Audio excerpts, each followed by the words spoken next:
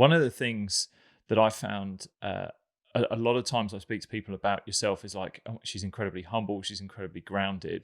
There was a really cool Oh, that's story nice. about and about the story of your father giving you a box, and it said like 3399, was it? Or was that the Three number? point nine nine nine. 33.99. What tell us a little bit about that story and what was in the box, and which was it, a games that you were Mm. given it for? Yeah, so I was leaving for the Athens Olympics from home in 2004, and I was world champion that year in the 500-meter time trial. I'd ridden a personal best of 34.34 seconds to achieve that gold medal.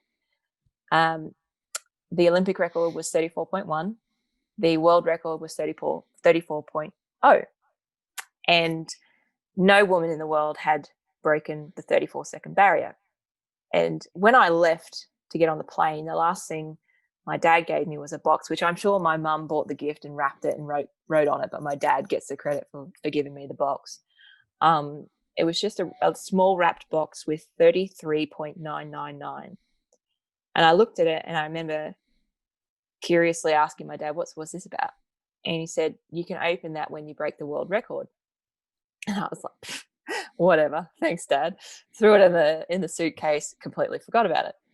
Get to Athens, lo and behold, first Olympic Games, I ride the 500-meter time trial in 33.952. So I break the world record to win my first gold medal. And my first thought is, oh, the box.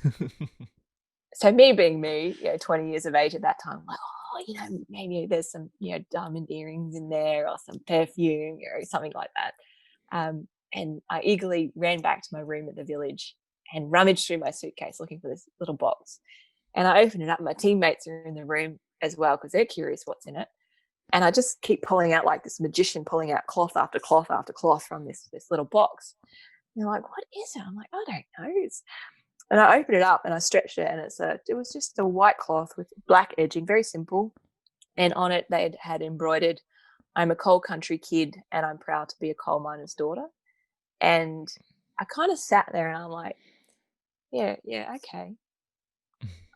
This is a bit different. And I sat there and I thought about it, and I realized that in a nutshell, it was kind of their way of me, them trying to help me recognize it didn't matter where I went, how high I aimed, or what I achieved, to always remember where I came from and the people who helped me get there and who I was at the Mm.